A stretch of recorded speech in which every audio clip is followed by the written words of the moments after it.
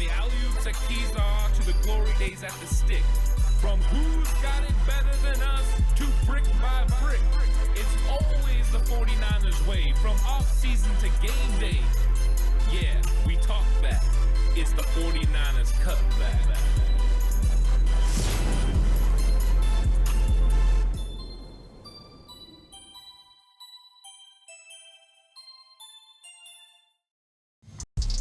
It's 49ers Cutback podcast time. Welcome to the show, everyone.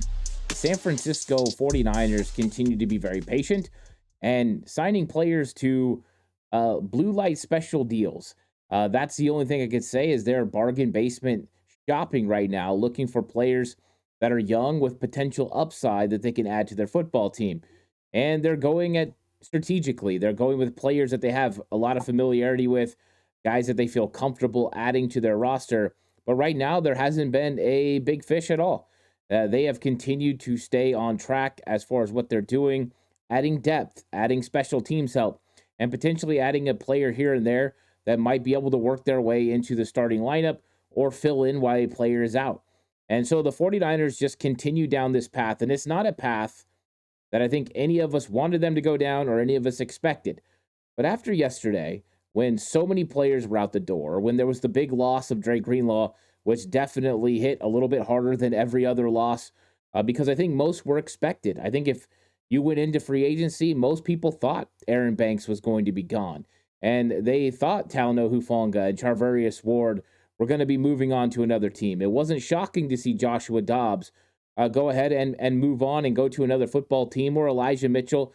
Like, these were things that fans were actually clamoring for to happen.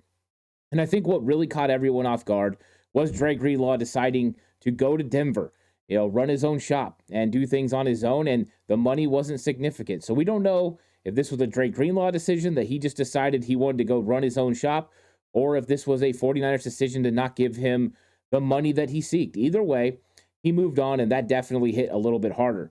Then you get about an hour past that, and all of a sudden, Kyle Juszczyk is moving on as well, the longest tenured 49er, a fan favorite.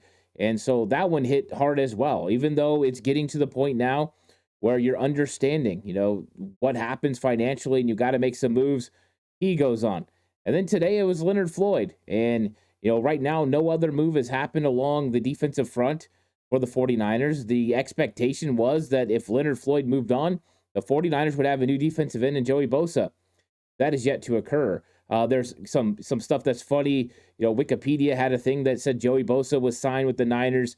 Of course, that didn't happen yet. So we're all waiting to see what that move is and why they've moved on from potentially Leonard Floyd, who's already landed in Atlanta. Like, that happened fast. Things happen so fast in the NFL.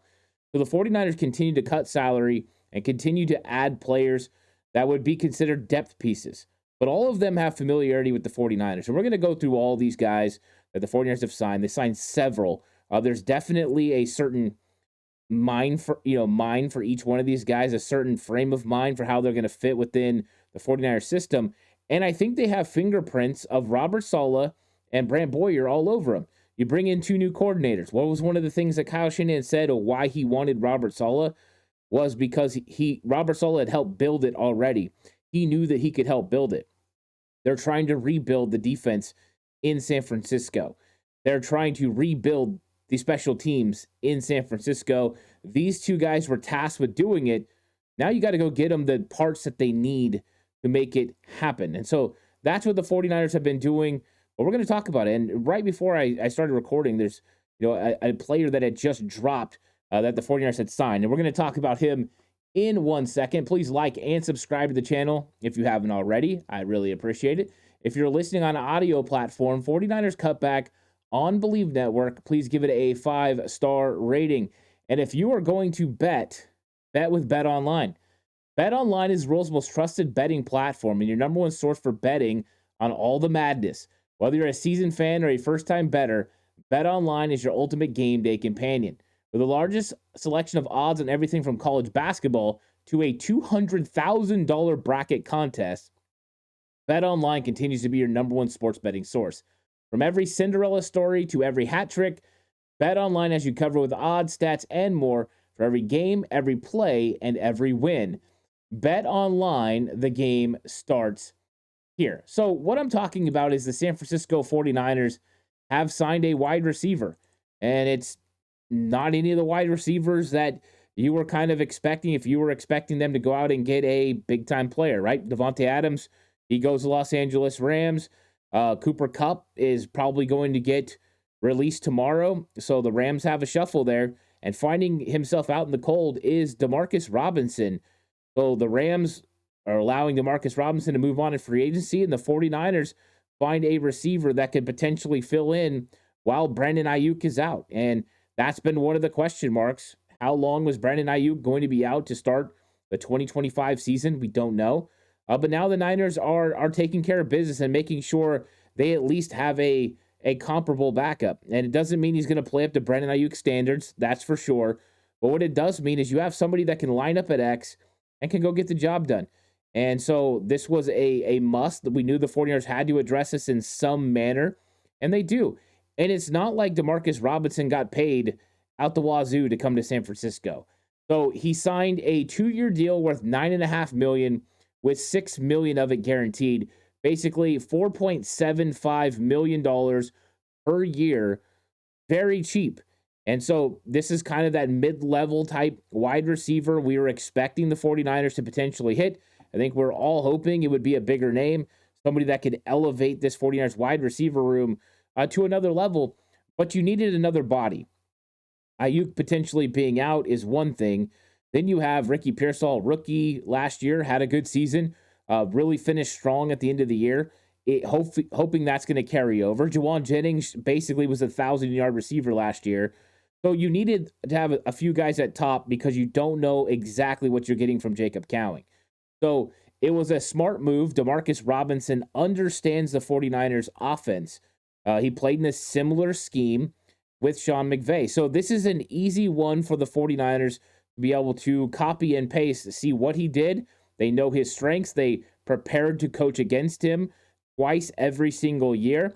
And now you bring a guy in that you're familiar with that you can plug and play, and you don't really worry about that transition. You don't have to project how he's going to fit in your system because you already seen him playing a similar one.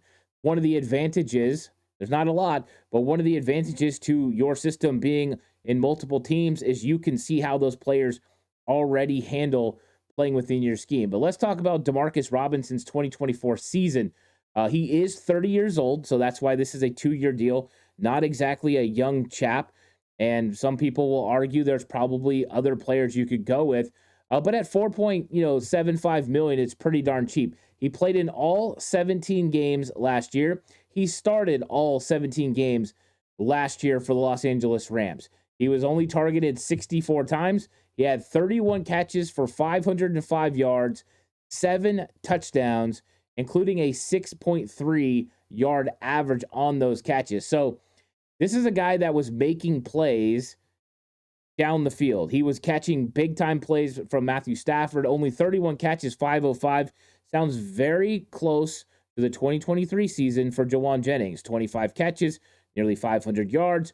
But the 7 touchdowns is huge. When you look at his touchdown production, he's been with 3 teams, Kansas City, Baltimore, and the Rams, but he's always had touchdowns. Last year, though, his best number was 7, but 4 in 2023, 7 in 2024. That's pretty good numbers when you're considering what the 49ers are ultimately going to pay him, and you needed to fill a position. You had a position of need. You had to address it, but the 49ers do it with a player that wasn't a huge financial risk and a guy that's pretty darn cheap. $6 million guaranteed is not bad at all, and I'm sure the 49ers are feeling really comfortable about getting Demarcus Robinson. So is it the name that you're looking for? Is it one of the big-time names? No, but we're starting to see the 49ers make moves in some of these B-level free agents, right? All the first day is especially all the guys that you're expecting come off the board, the guys you're expecting to get a lot of money, but now is where you potentially find the most value. And I think this could be a value selection for the 49ers. It wasn't one that I had on my bingo card, but this is one that they felt comfortable with, and they needed to get somebody that could handle helping this wide receiver group. And I think that this is a really good, talented guy. He can win vertically. He can go across the middle. He's got, he's made of the right stuff, as they would say. 6'1", 202 pounds. He's got the speed to get down the field. So, I mean, he's a talented football player that the 49ers could definitely use. And I think the price was right. And that's one of the keys, is finding that salary that ultimately works for your football team. You have to get those guys that fit. And the 49ers found one with Demarcus Robinson. And their number of free agents that they've signed are starting to go up. And this is why. But they weren't done there. They signed 2 safeties today. One of those being Richie Grant. Richie Grant, of course, from the Atlanta Falcons, was a second-round pick just a couple years ago, or just 4 years ago. But Jeremy Fowler reports he signed a 1-year, $1.5 million contract. That's pretty dirt cheap, when you think about what you're going to get from a player that could be a depth piece. 49ers signing 2 safeties today. We'll talk about the second one in a second. Could mean that George Odom could be on his way out. We'll see. George Odom is due a $1 million bonus as of April 1st. So the 49ers need to make a decision on him pretty soon. But it seems like this could be a chance for the 49ers to potentially move on from George Odom and go a different direction. And that's one of the things that you're looking for when the 49ers are bringing in guys that can help when it comes to special teams. They got to get a little bit better. And, Brant Boyer wants to have a better unit. And that's one of the ways you do it, is by bringing in these guys. But, with Richie, we had broke him down. So I have a write-up on him. 6 foot, 194 pounds at the time he came in the league. Now he plays over 200 pounds. He ran a 4.49 40, plenty of speed to play safety in the NFL. And I think, when you're looking at a player like this, you have a guy that, you need to get in there. I went back and I watched a lot of his college highlights. I went back and I watched some of his NFL film. I watched a couple of games from him playing. You go back in 2023, he was definitely more effective than he was in 2024. But he's pretty good. I mean, it's not like this guy is not a NFL caliber player. I'm not saying that he's a great player that deserves to start. I'm just saying he's pretty good, where he can come in and compete. He can help you on special teams, and he could be a consistent depth piece for your football team. And he's had some really good reps. I watched him play against the Vikings, and he had some really good reps against TJ Hawkinson. I thought that was a really good game for him. So he operates inside the box, but he can also play in coverage a little bit too. So 49ers find a versatile safety, which the safety room is definitely something they have to address. I don't think that anyone, Richie Grant or the next guy I'm going to talk about, I don't think they're starting safeties over Jair Brown or Malik Mustafa right now. I don't think they've addressed it in that manner. But this could be that next level. They could be your backups. Odom moves on. You fill it with these 2 guys who help you on special teams. And then eventually, you potentially strike in the draft getting a safety, or maybe someone falls to you. But it looks like the 49ers might be content with going in with Jair Brown minus a draft pick coming in. And they're kind of, getting themselves into the right space. But I put that when you're talking about Richie Grant, that he was a good tackler. I love the fact that he worked hard. He was a guy that really played hard. He had good instincts and anticipation, and he's good with the ball in his hand. So when he makes interceptions, he does a really good job. And in 2023, he had 3 interceptions. So he has that ability. He does pretty good in zone. He plays physical at the line of scrimmage. Those were things I liked. There were some things that, I didn't like about him. As far as his frame, he wasn't as big as the normal safety was going to be. I thought that could be a little bit of a problem. And then he just didn't have the flexibility in his hips that a lot of the free safeties in the NFL have. And so that fluidity would leave him vulnerable to getting beat by some better receivers and better pass catching tight ends. So, a few things here and there that you don't really like about the guy. But for the most part, I thought Richie Grant was a solid signing. So 1-year deal, $1.5 million, very low risk.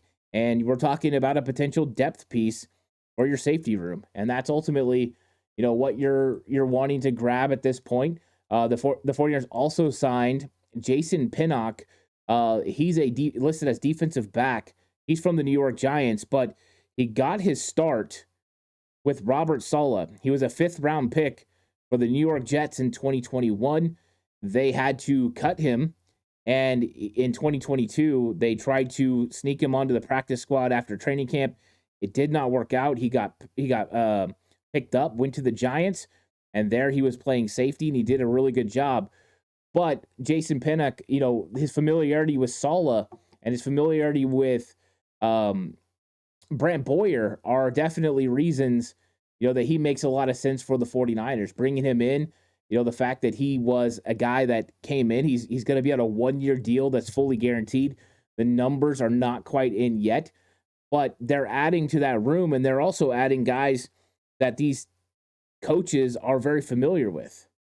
And that's one of the keys. You have to be comfortable with who these guys are and that they're going to fit what you want to do on defense or what you want to do on special teams. And Robert Saleh and Brant Boyer had done the work on Pinnock when he was coming out of the draft out of Pittsburgh. And they knew that he could potentially develop into a safety in the NFL. And they knew potentially he could help them on special teams, which he did. And so I think the 49ers are looking at this. They're trying to get better on all three phases of the football team. They're trying to make shrewd, decisive decisions, and they bring in two safeties that are that way, that they have familiarity with. I think Pinnock the most. They have a lot of familiarity with him when you're talking about, what he did. So he's 6 foot, 205 pounds out of Pittsburgh. He ran a 4.51. Richie Grant ran a 4.49, 4.51. These guys are pretty similar in speed. Jason Pinnock is a guy that, hasn't made a lot of interceptions in his career. He definitely lives around the box a lot more. He's a guy that plays very feisty. He's very aggressive. He's one of those guys that, has fluid hips. So he's one of those guys that could definitely run with players a little bit more in coverage than Richie Grant. And I think his change of direction, agility is pretty good. So I like him. I think he's fast enough. I think he has the ability to come in and be a solid backup for the 49ers to help on special teams. And I think that's why he's here. I think he also will, push Jair Brown. I think that Richie Grant and Jason Pinnock are not older players. They're younger.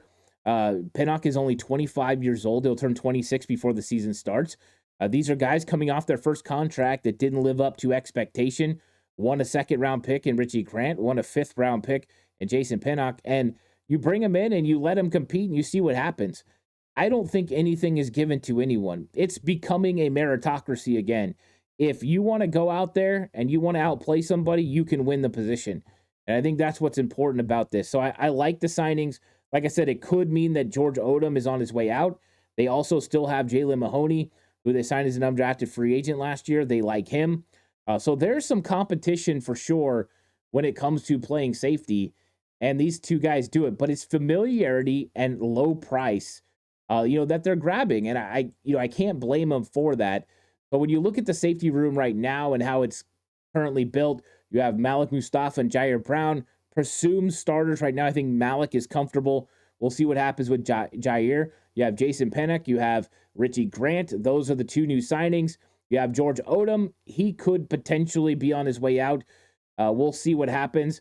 A $1 million guarantee vesting him on April 1 could mean that he is moving on, and we'll see what happens with that.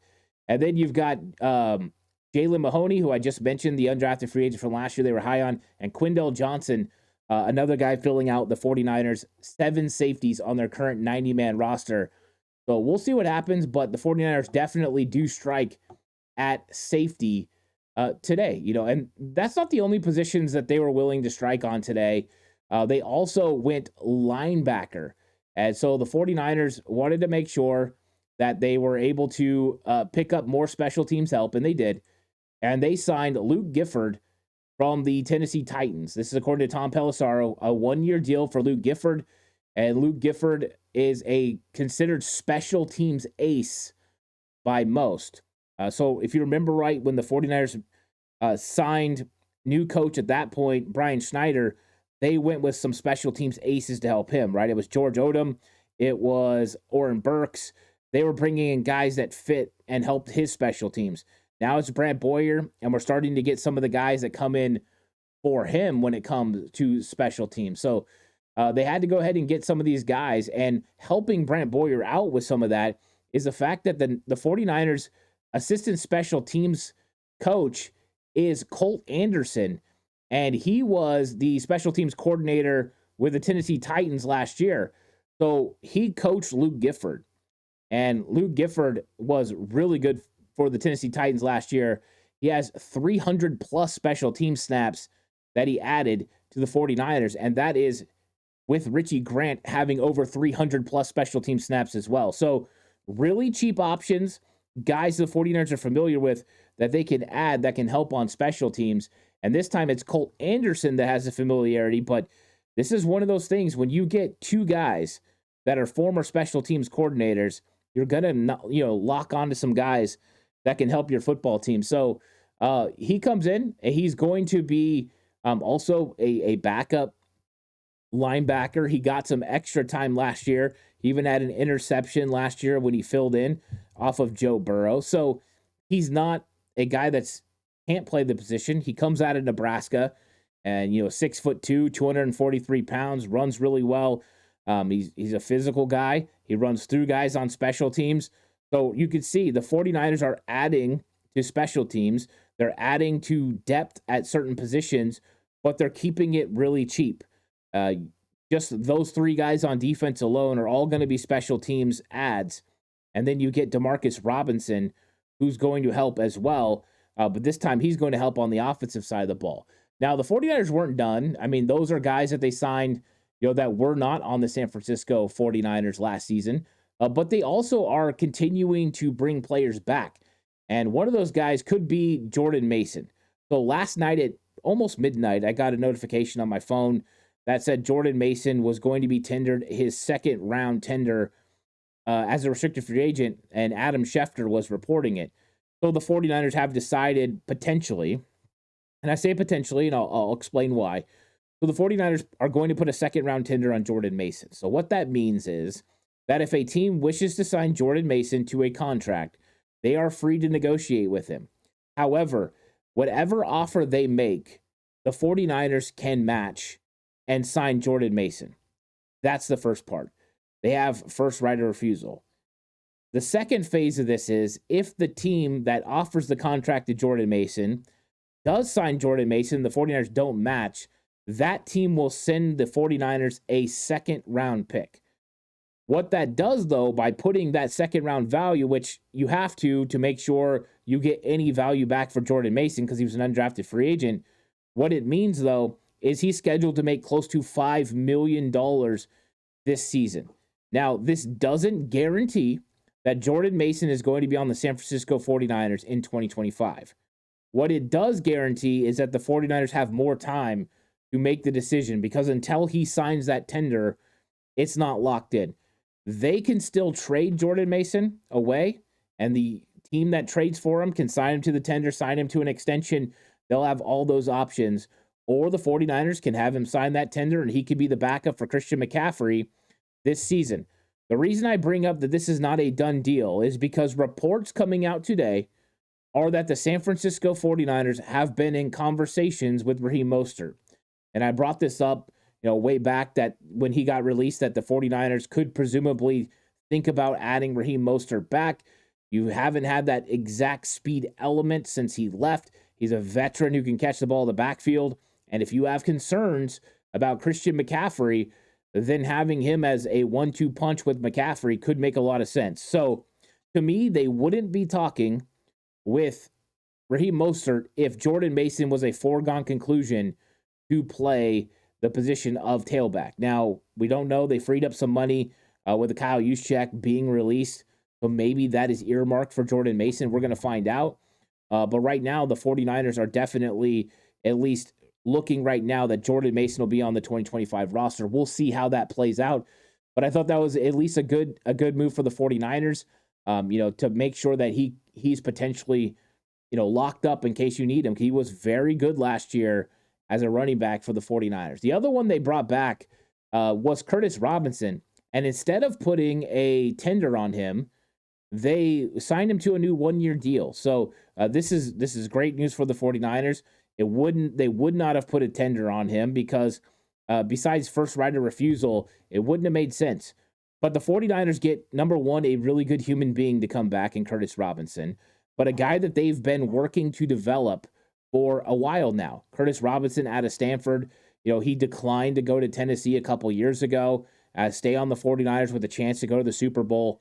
So they've continued to work with this guy. Last year, he suffers a devastating knee injury, which was frustrating because he probably would have fit into the 49ers' plans at linebacker. He probably would have got a lot of playing time, and boy, could they have used him down the stretch. A versatile guy that has the ability to run sideline to sideline, has been making headway as far as being instinctive, getting downhill, and making tackles, but is also another good special teams player. So, I mean, he could fit into the 49ers' plans as potentially being a guy that steps in the Sam linebacker role. D. Winters is moving over to Will linebacker with Dre Greenlaw moving on.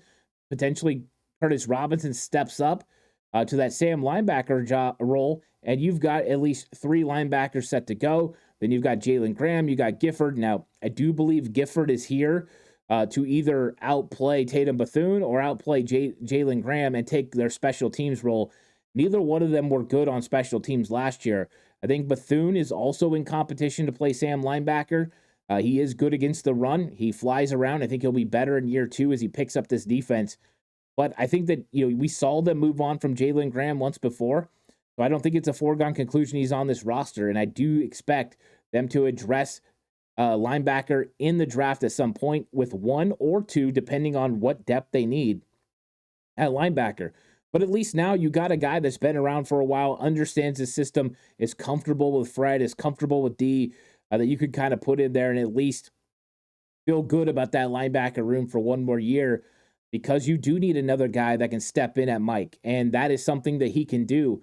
So this is a great move for the 49ers, a smart individual, and he's going to come back and compete. No foregone conclusions that he's going to be able to be a starter for the San Francisco 49ers, but it's still, pretty interesting what they're doing. So the other player, we talked about Patrick Taylor and Kevin Givens, but the other player that the 49ers had a little bit of interest in that's gone, Jonathan Allen, looks like he's going to Minnesota, and it looks like also that you're going to be without Javon Hargrave. I know it was kind of thought 49ers could be interested at the right price. It looks like he's going to the Vikings as well. So just to go over real quick, who is left as far as the unrestricted free agents from the 49ers that haven't signed or they haven't come back.